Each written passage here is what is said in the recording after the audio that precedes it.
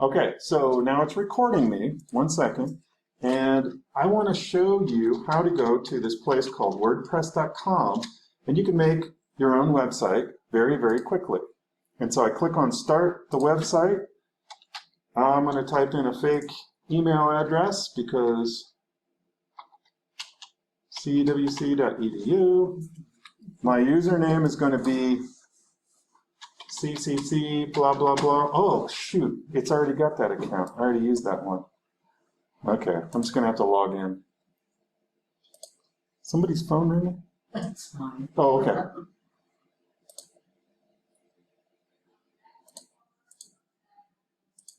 I don't know what the password is, though.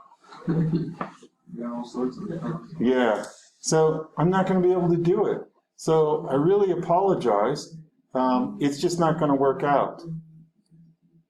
Well, you always create a new account. Well, what have I done so far, though? I just created a video. So if I go back down to the bottom and I click the